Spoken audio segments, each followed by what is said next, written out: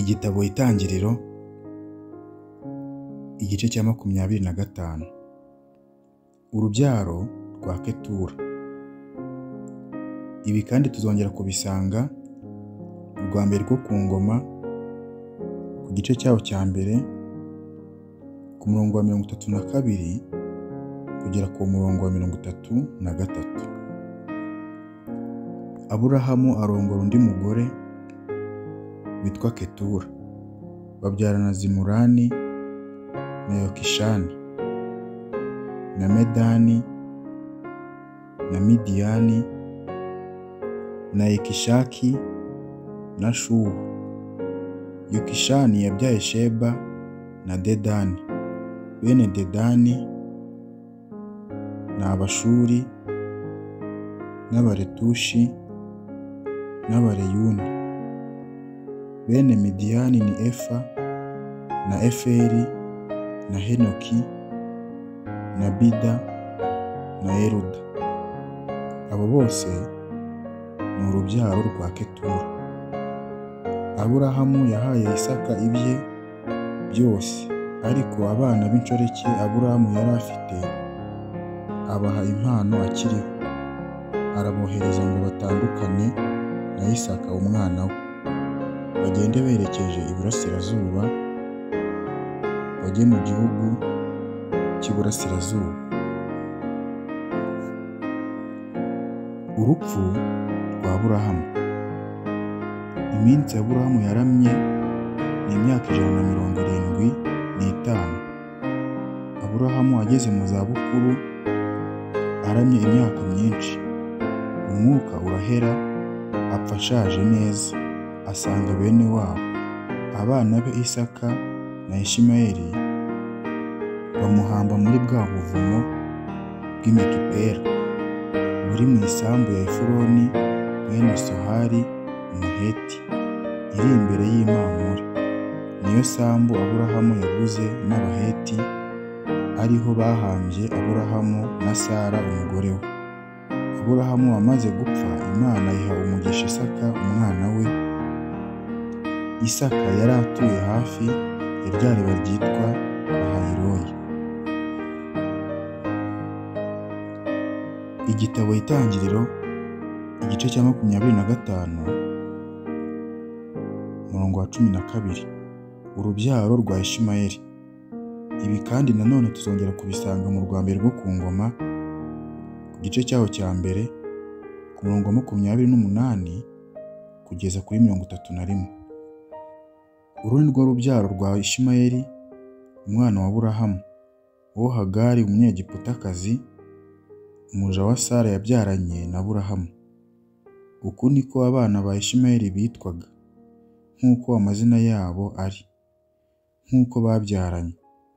Imfura ya Ishimayeli ni Nebayoti, hakurikiraho Kedari na Abideberi na Mibusamu na Mishuma na Duma na Masa na Hadadi na Tema na Yeturi na Nafishi na Kedemu.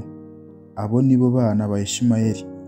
Ayo niyo mazina yabo, nk'uko imidugudu yabo iri, nk'uko ingo zabo ziri. Ni abatware 12 nk'uko amoko yabo ari.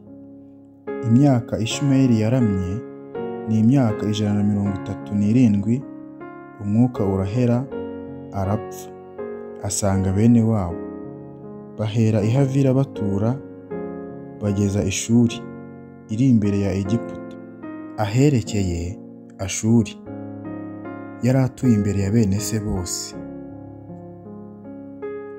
Igitabo Itangiriro igice cya 25 umurongo wa 19. Kuvuka kwa Esawu na Yakobo. Uru ni rwo rubyaro rwa Isaka umwana wa Aburahamu. Aburahamu yabyaye Isaka. Isaka yari amaze imyaka 40 avutse ubwo yarongoraga Rebeka mwene Betuweli Umwaramu w'i Padanaramu, mushiki wa Labani Umwaramu. Isaka yingingira umugore we Uwiteka kuko yari ingumba, Uwiteka yemera kwinginga kwe. Rebeka umugore we asama inda. Abana bakiranira mu nda ye, aribaza ati, ubwo bimeze bityo, ibi bimbereyeho iki? Aragenda ajya kubaza Uwiteka. Uwiteka aramusubiza ati, inda yawe irimo amahanga abiri, amoko abiri azatandukana, uhereye igihe azavira mu nda yawe. Ubwoko bumwe buzarusha ubundi amaboko. Umukuru azaba umugaragu w'umuto. Maze igihe cyo kubyara kwe gisohoye, zari impanga mu nda ye. Gakuru avuka atukura ari cyoya nk'umwenda w'ubwoya, bamwita Esawu. Hakurikiraho gatoya afashe agatsinsino ka Esawu, bamwita Yakobo. Kandi Isaka yari amaze imyaka 60 avutse ubwo Rebeka yabyaraga. Igitabo Itangiriro, igice cya 25, umurongo wa 27. Esawu aguza Yakobo ubutware bwe. Aba bahungu barakura. Esawu aba umuhigi w'umuhanga w'umunyeshyamba. Yakobo we yari umunyamahane make, yabaga mu mahema. Maze Isaka yakundiraga Esawu kuko yajyaga arya ku muhigo we. Rebeka we yakundaga Yakobo. Bukeye Yakobo ateka imboga. Esawu arinjira avuye mu ishyamba, akoza.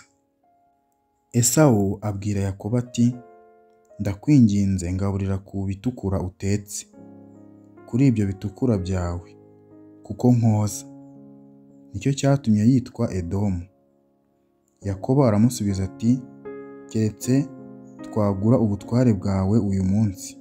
Esawu aramusubiza ati, ubu se ko ngiye gupfa, ubwo butware bumariye iki?